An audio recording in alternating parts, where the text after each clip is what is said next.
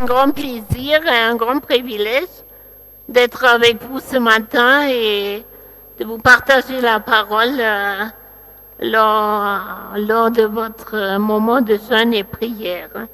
Vraiment, ça me fait plaisir et bon, j'espère de vous transmettre un peu quelque chose de la pensée de Dieu par rapport à ces moments. C'est vrai que quand on m'a donné le thème, j'avais un petit peu de mal à saisir qu'est-ce que vous voulez vraiment dire avec la grâce commandatrice. Et quand j'ai réfléchi un peu, je me suis dit, je vais d'abord parler de la grâce. Parce que la grâce, c'est d'abord un cadeau. C'est un don de Dieu. Et c'est quelque chose que nous n'avons pas mérité. Dans Romains 3, versets 23 à 24, nous lisons « Car tous ont péché et sont privés de la gloire de Dieu. Ils sont gratuitement justifiés par sa grâce, par le moyen de la rédemption qui est en Jésus-Christ. » Ce verset, il résume très bien ce que c'est la grâce. Nous tous, sans exception, nous avons péché. Et naturellement, nous n'avons pas l'accès à la gloire de Dieu, à sa présence. Mais c'est un don que Dieu nous fait. Et dans Éphésiens 2:8, nous lisons « Car c'est par la grâce que vous êtes sauvés, par le moyen de la foi. Et cela ne vient pas de vous, c'est le don de Dieu. » Nous avons absolument rien fait pour mériter cette grâce, pour mériter ce pardon, pour mériter ce que Dieu a fait pour nous. C'est une grâce que nous avons reçue. À l'occasion de certaines fêtes, le roi Mohamed VI, il donne grâce à des prisonniers. Et ça veut dire quelqu'un qui a commis un crime plus ou moins grave, il peut sortir de la prison plutôt que prévu. Il n'a pas mérité ça, mais le roi, dans sa bonté, il lui fait ce cadeau. Et c'est un peu comme ça. Avec le salut, Dieu nous offre cette grâce qu'il nous fait. Mais c'est à nous de l'accepter, le cadeau. Même le prisonnier, quand il a reçu sa grâce, il doit prendre ses affaires et sortir de la prison. S'il ne sort pas de la prison, il ne peut pas profiter de la grâce. Alors nous aussi, nous devons l'accepter. C'est comme un cadeau que nous devons prendre. Sinon, ça ne nous sert à rien. Et avec le salut, Dieu nous a offert aussi la grâce de certains autres privilèges. Avec la grâce, on reçoit des privilèges. Et un des privilèges qu'on reçoit, c'est des dons. On dit aussi les dons de l'esprit, mais on peut dire aussi les dons de la grâce. Romains 12:6 nous dit, puisque nous avons des dons différents selon la grâce qui nous a été accordée. Et le mot don ici, c'est le charisme. Et charisme vient de charis, qui est la grâce. Alors les dons que Dieu nous donne, c'est des dons de grâce. C'est par sa grâce qu'il nous les donne. Par ça, il y a plusieurs dons qui figurent. On trouve toute une liste de ces dons dans 1 Corinthiens 12, versets 8 à 10. Là, il est écrit, en effet, à l'un est donné par l'Esprit une parole de sagesse, à un autre une parole de connaissance, selon le même esprit.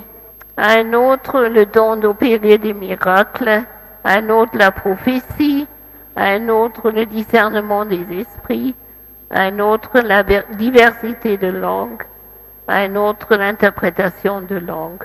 Tous ces dons, ce ne sont pas notre mérite, mais ces dons, ce sont la grâce et les cadeaux. Et alors, Dieu donne ce cadeau-là, à un autre, il donne ce cadeau-là.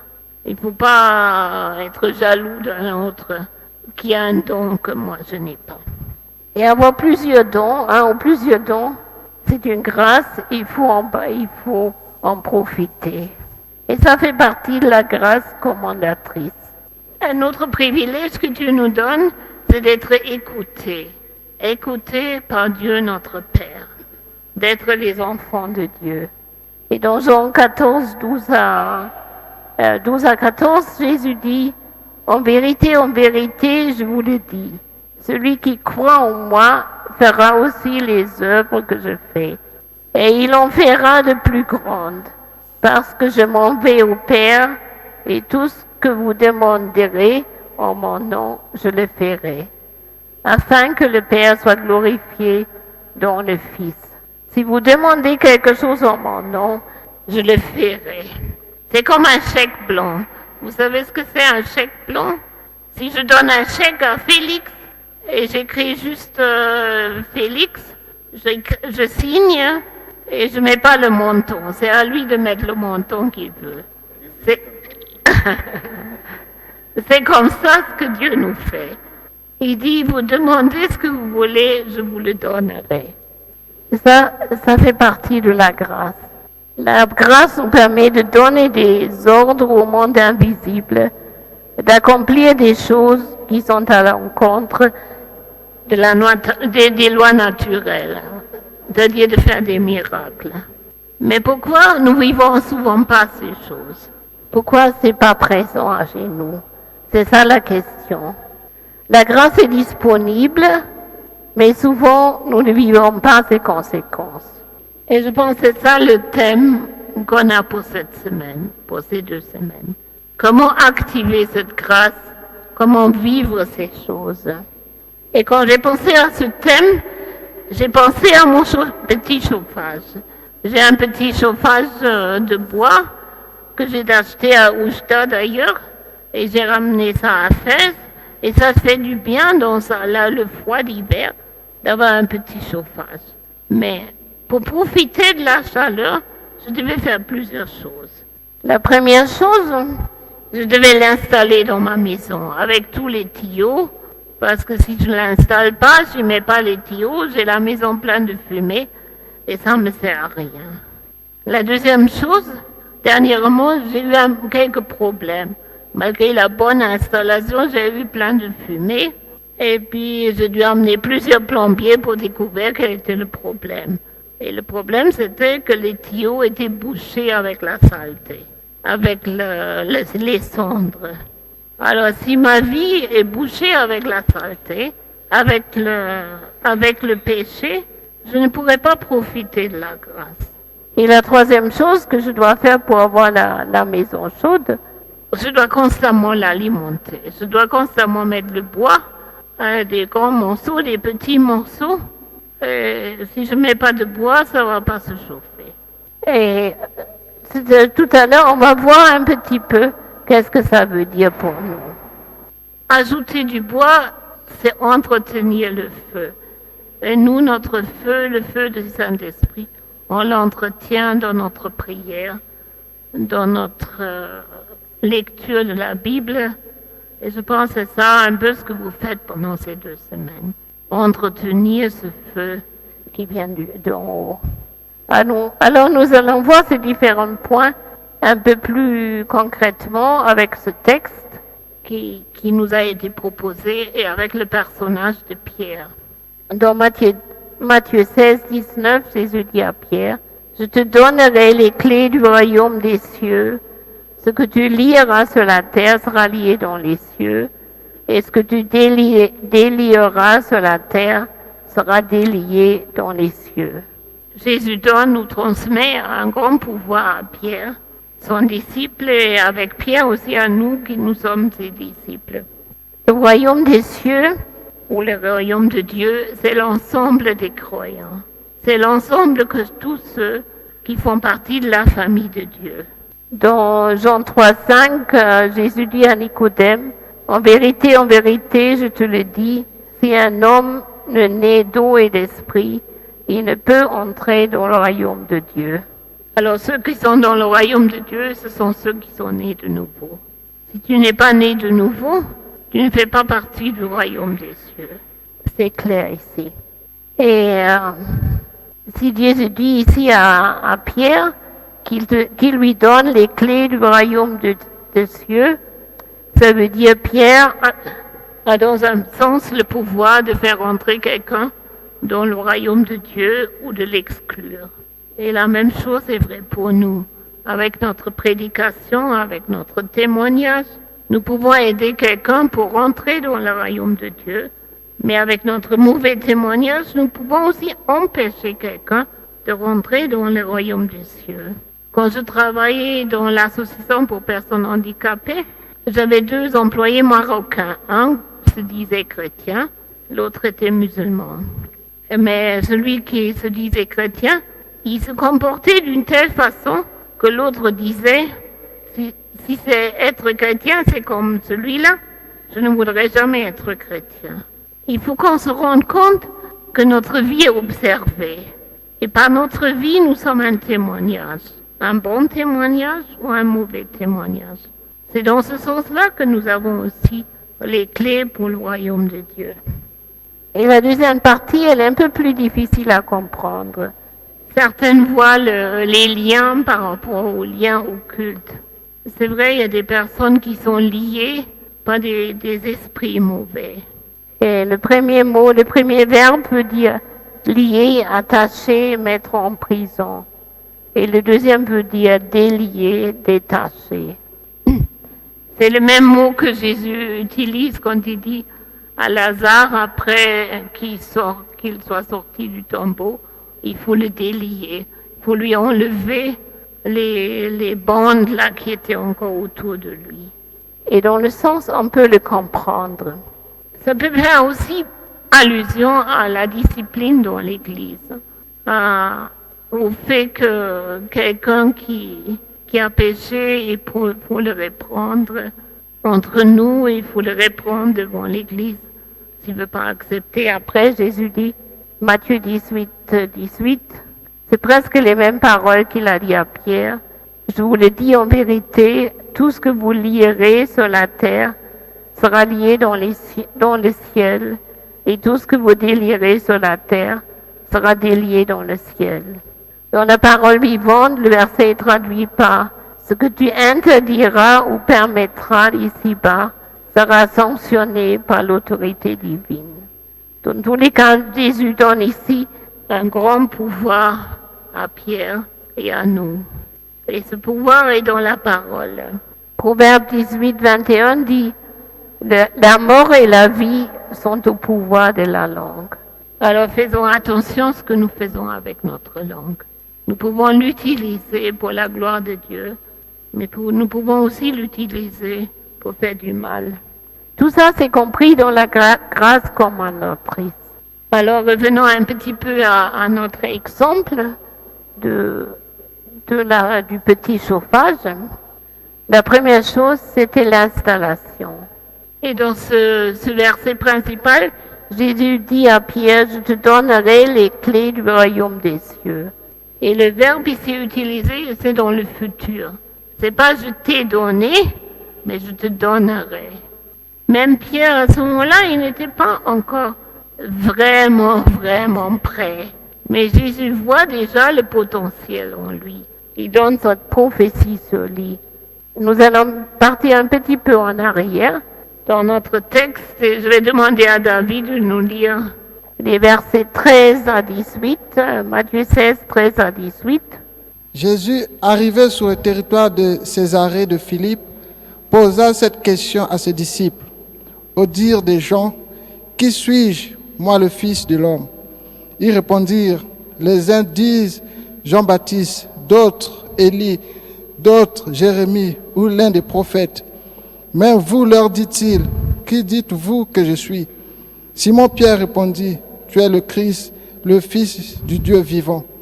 Jésus reprit la parole et lui dit, tu es heureux Simon, fils de Jonas, car ce ne sont pas la chair et le sang qui t'ont révélé cela, mais mon Père qui est dans les cieux.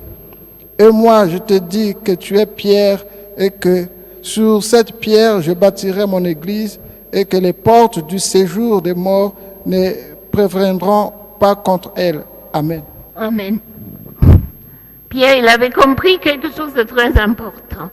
Il avait compris que Jésus était le Fils de Dieu. C'est la première chose qu'il faut comprendre. Mais à ce moment-là, c'était encore quelque chose qu'il avait compris dans sa tête. Mais ce n'était pas encore parti dans son cœur. Il n'était pas encore transformé, vraiment.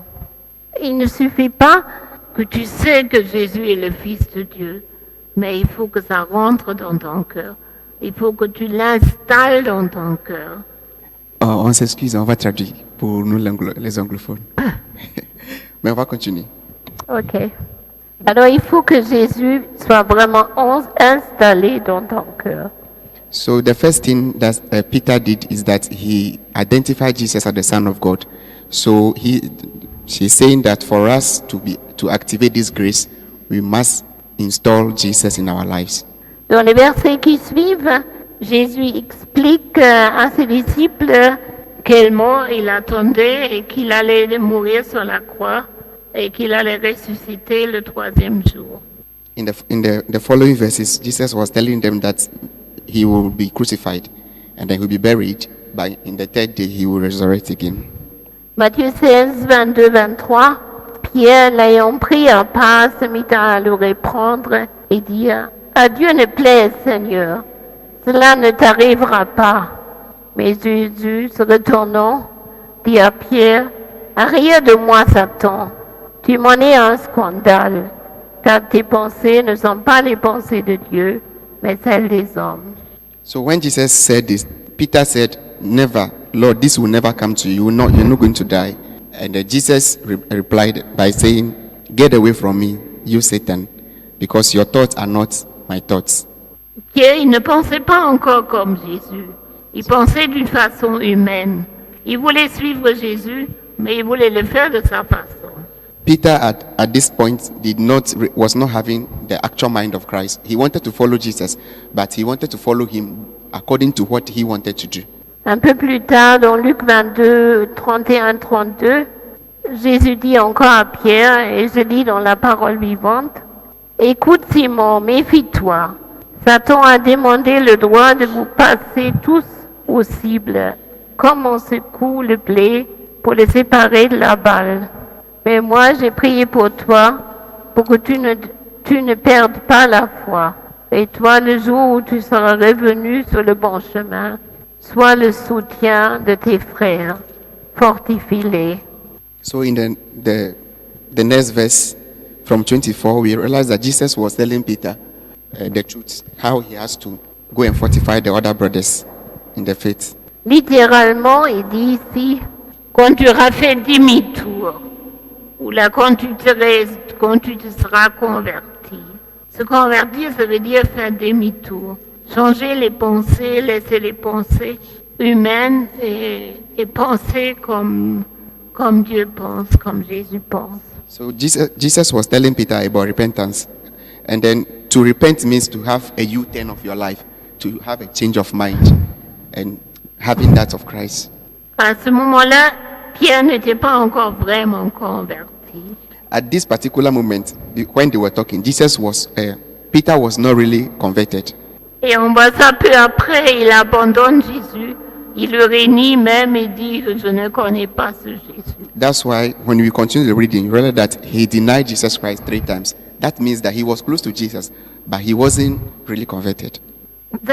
C'est seulement après, dans les Actes des Apôtres, qu'on voit un autre Pierre. Un Pierre qui a vraiment la pensée de Dieu. So after that, with time, he got converted and he became the actual Peter, an apostle of Jesus. Et je n'ai pas le temps ce matin, mais je vous encourage pendant ces moments de jeûne et prière de voir un peu tous les passages qui nous parlent de Pierre et de voir la transformation qu'il a eue dans sa vie. I don't have much time this afternoon, but I want to encourage each and every one of us to follow the steps that Peter went through so that we can also have a transformation in our lives. Et si ce matin, tu n'as pas encore vraiment installé Jésus dans ta vie, je t'encourage à le faire. If this morning you have not yet installed Jesus in your life as your personal Savior, I encourage you to do it. Je t'encourage à faire demi-tour et à vraiment le suivre et donner toute ta vie à lui. I encourage you to make a U-turn of your life so that you could follow Jesus to become a true disciple. Parce que si tu ne fais pas ça, tu ne peux pas profiter de cette grâce commandatrice. Because if you don't follow Jesus, you don't accept him in your life, you cannot benefit from this grace, commanding grace. Dans la suite du texte, dans Matthieu 16, 24-25, il est écrit « Alors Jésus dit à ses disciples, « Si quelqu'un veut venir après moi, qu'il renonce à lui-même, qu'il se charge de sa croix et qu'il me suive.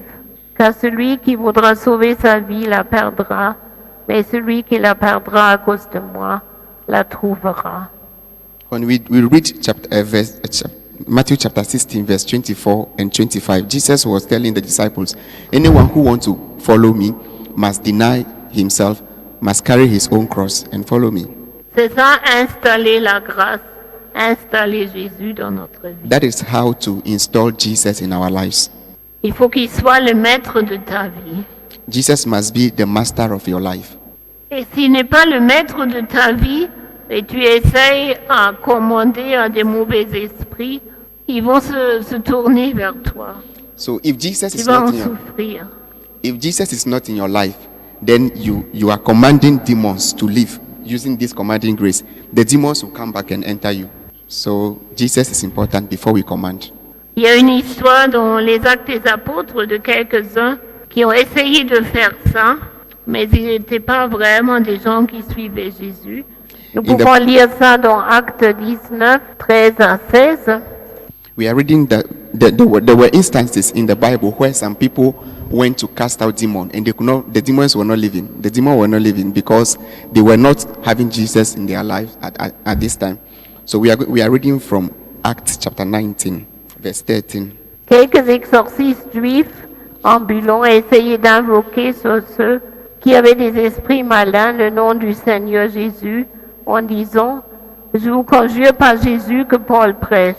L'esprit malin leur répondit « Je connais Jésus et je sais qui est Paul, mais vous, qui êtes-vous » Et l'homme dans lequel était l'esprit mauvais s'élança sur eux, se rendit maître de deux entre eux et les maltraita de telle sorte qu'ils s'enfuirent de cette maison nus et blessés.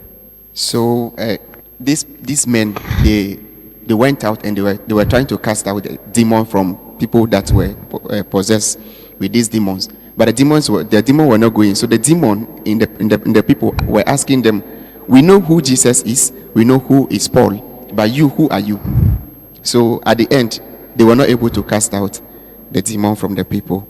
Et la deuxième chose qu'il faut voir pour bénéficier de cette grâce commandatrice, c'est qu'il faut que nos tuyaux soient propres. So in brief, I would like to say that for this grace, commanding grace, to be activated in our lives, we have to have Jesus in our lives, and that we must clean ourselves very well. Si les tuyaux sont pleins de saleté, de péché, que nous ne voulons pas confesser, alors nous ne pouvons pas profiter de cette grâce. When we are filled with sin and that we are not willing to confess our sins, we can never benefit from this grace, commanding grace we are talking about. Si tu sais aujourd'hui que tu as un péché dans ta vie, tu n'arrives pas à t'en débarrasser, je t'encourage de le déposer devant le Seigneur, de le laisser. Sinon, tu vas jeûner, tu vas prier pour rien, parce que tu vas rien obtenir si tu gardes ce péché dans ta vie. If you have a sin in your life that you have been fighting with, but it's still there, and you are still doing the fasting and prayer, asking a lot of things, you might not get the things. So first of all, you ask the Lord to forgive you this sin or to break you away from this sin, so you could benefit from whatever you're asking.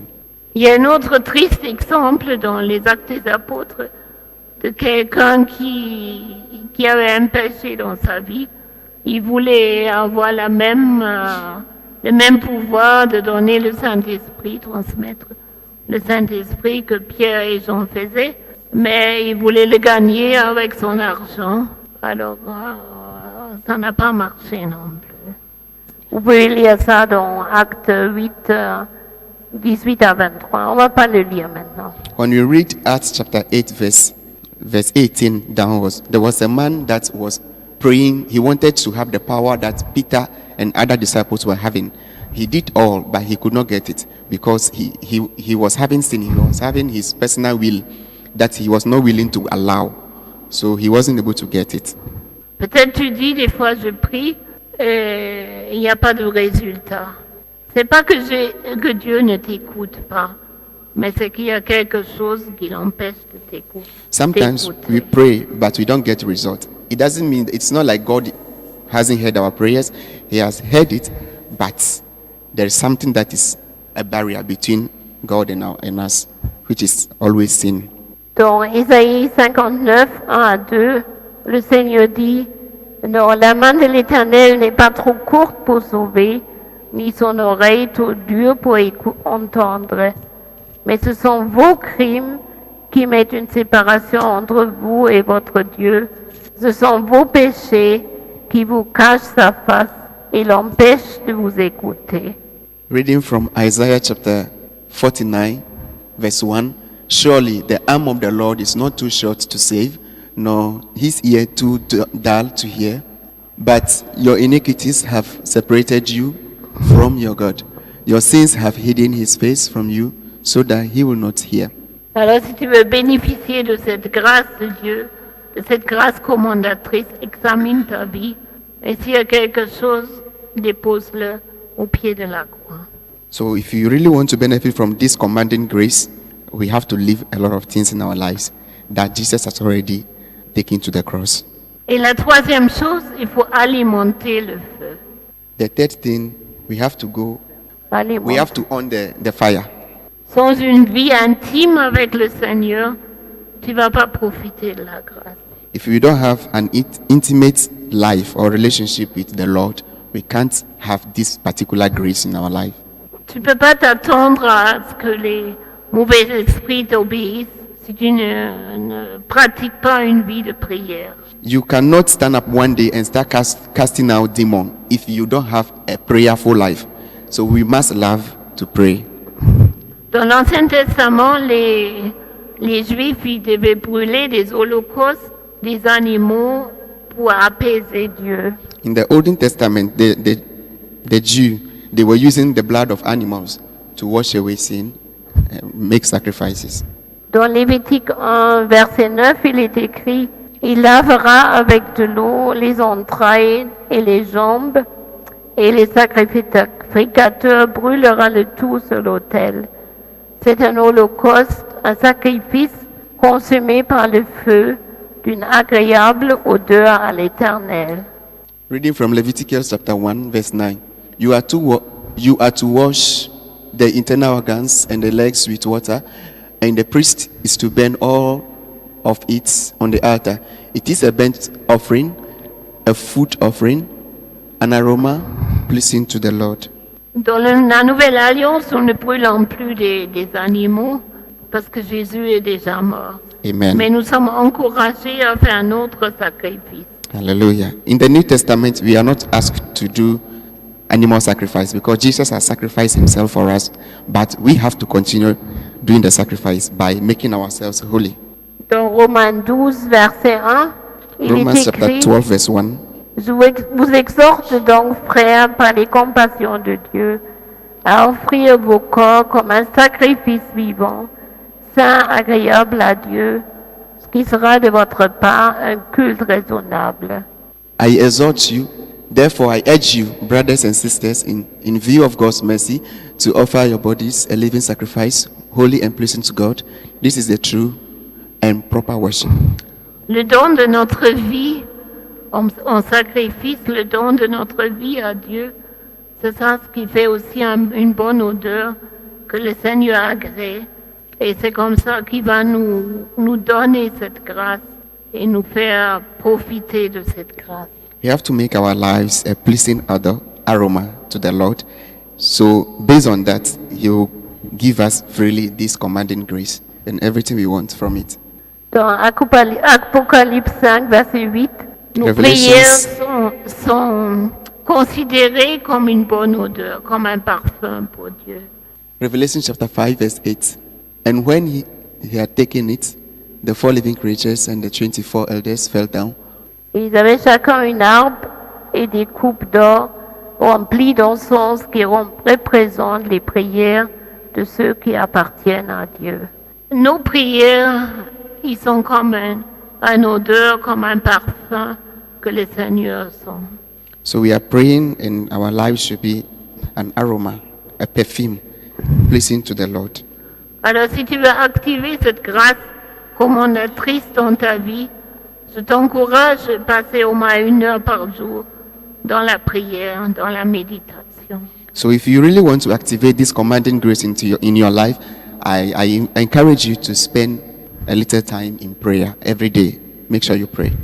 Dans Jean 15, verset 7, Jésus à ses disciples, « Si vous demeurez en moi et que mes paroles demeurent en vous, vous demandez ce que vous voudrez et cela vous sera accordé. » John chapter 15 verse 7, the Bible says, if you remain in me and my words remain in you, ask whatever you wish and it will be done for you. Demeurer en Christ, demeurer dans sa parole, c'est la clé pour avoir une vie de grâce, pour recevoir, pour activer cette grâce commandatrice. Be in Christ and Christ also be in you is the major way of activating this grace, commanding grace. Ce n'est pas toujours facile de renoncer à soi-même. Ce n'est pas toujours facile de laisser des choses qui nous sont chères, mais ça vaut la peine. It is not easy to give away things that are dear to us just because of Christ, but we have to do it. Si tu veux activer la grâce commandatrice, il faut passer à un niveau supérieur dans ta relation avec le Seigneur. If you want to activate this grace, commanding grace in your life, you have to move to a new level, a higher level of your relationship with the Lord. Et Pierre, il a vécu ça aussi. À la fin de sa vie, il a écrit des épîtres, et je vais juste lire quelques mots de la deuxième épître de Pierre, au verset 1, le chapitre 1, les versets 34. De Pierre 1, 34, on va lire et on va voir que Pierre a changé maintenant. So we can see this great change in the life of Peter from the book of 1 Peter chapter 1 verse 34. 2 Peter. Thank you. 2 Peter. Par sa puissance, Dieu nous a donné tout ce qu'il faut pour accéder à la vie véritable et pour vivre dans l'attachement à Dieu.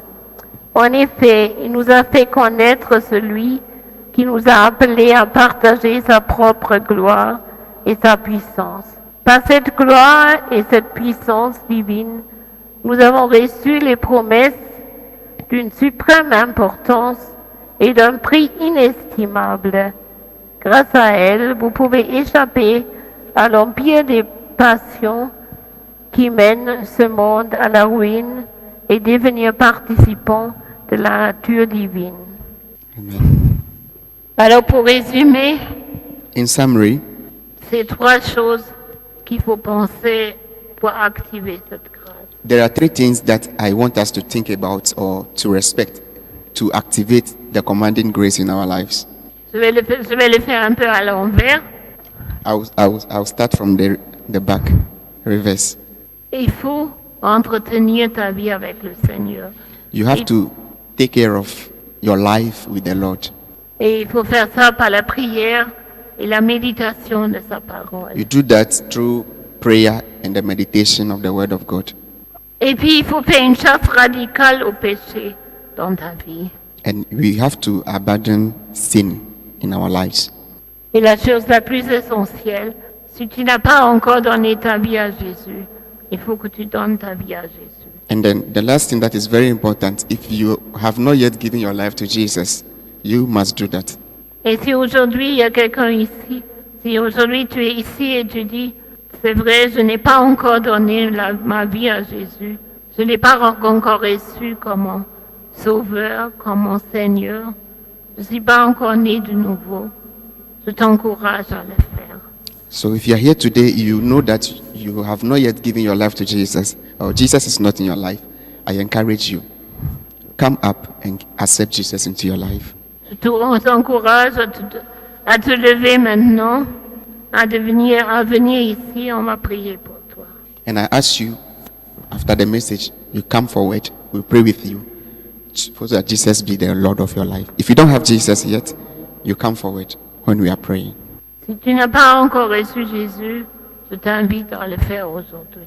I invite you to have Jesus in your life today if you haven't gotten him yet.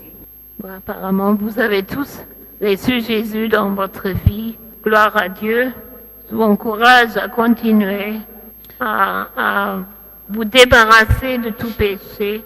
S'il y a quelque chose qui empêche la relation avec le Seigneur, de le mettre de côté et puis de entretenir cette vie avec le Seigneur. Et vous allez voir, le Seigneur va vous utiliser pour faire des miracles. Ici, dans cette ville et encore ailleurs. Generally, all of us, we have Jesus in our lives. Thank God. But we have to continue praying, building our lives in prayer, meditation, and making sure we live a holy life pleasing to the Lord. Amen. Amen. Let's clap for Jesus.